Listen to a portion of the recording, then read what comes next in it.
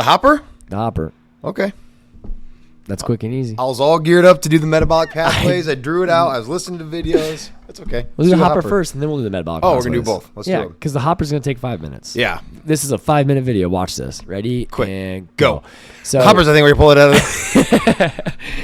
No, but what we're talking about is the third of the 4 measurements of fitness. Yeah. Or tools that we use to measure fitness. Yep. The first one we talked about was the 10 general physical skills, or one of the 2 Yeah. that we talked about was 10 general physical skills.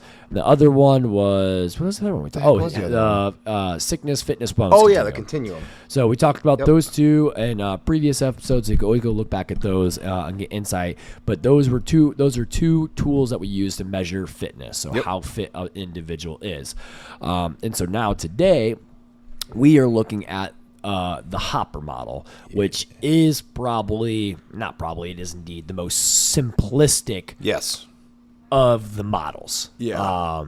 And I like the hopper model because sometimes what we've been doing lately is we've been programming all our stuff here in-house in the gym. And so like on some days, like when I want a little extra something, I'll just like pull something out. Yeah. And I'll just like, oh, that's what I'm doing today. Yep. And so it's like, it's kind of fun because that's theoretically what the hopper model is you pull something out, and if you don't like it, you're going to do it kind of thing. Yeah. So it's like, it's essentially like he or she is fittest that is, again, the most well-rounded across as many fitness tests as you can ever think of. And so they call it a hopper because at the old, like I think the very first CrossFit games, they legitimately had a hopper with every single movement, exercise, whatever that you could put into it. So a 5K run, a 1-rep max bench press, a max vertical height, max set of pull-ups, 1-rep max deadlift. Like think of all of the fitness tests in the world, and then you just start pulling them out. And let's say like we put thousands in there and we pull out 5. Then we would test them, and you have no idea what's going to come out of the hopper, so you have to be as well-rounded of an athlete as you possibly can be. Yeah. And that's like a pretty constant thing across all of these, the ways that CrossFit explains fitness is the goal is to be as well-rounded across everything as you can. Yeah. And what's cool about the hopper model is like I like to think about it as like it's the weakness targeter. Yeah. Because essentially, like if we were to have this giant hopper and spinning it, the things you can think of that you don't want to come out of that thing are the things you should be working on, right? Exactly. And so that's what I always tell people is like, oh man, I hate burpees. Well, yeah, it's probably because you're not very fit or very good at them. So in order to improve your fitness, you should probably do them more. Yeah, you can think of that as like the low-hanging fruit. Yeah. If you're a really good runner, like to improve your overall fitness to a large margin, getting your 5K down a minute isn't making you a ton fitter.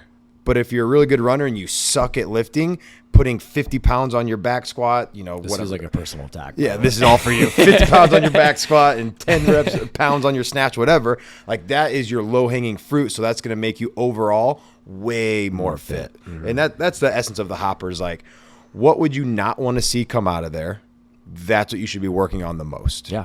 But it's a cool thing because it's like visually you can just imagine all these different exercises, like us spinning the hopper and you're like, shit, I don't want this. I don't want this. I hope this comes out. I hope they pull this out. But it's just like the pull all of them out or pull some of them out, and the person that is like statistically the fittest across them is the one that is the fittest overall. Yep. And that's what the first games was like. The CrossFit Games is just that. It's going on right now, so it's funny we're talking about it. But it is a test of fitness across all these different things. And you don't have to win any event. I think the last time Justin Medeiros won the CrossFit Games, he didn't win a single event. Mm-mm. You don't have to be the fittest at anything specific. You just can't have any weaknesses. Mm-hmm. And that is one of the separators of CrossFit is like there's no other fitness methodology out there that tries to touch on everything. Yeah. They're more so like we're going to focus on running, or triathlons, we're going to focus on run, swim, bike, or lifters, we're going to focus on these 3 or these 2 lifts. And it's cool that it's like, all right, get the hopper out, pull it out, and we're going to be able to do it. Yeah. Because we train for everything. Mm-hmm.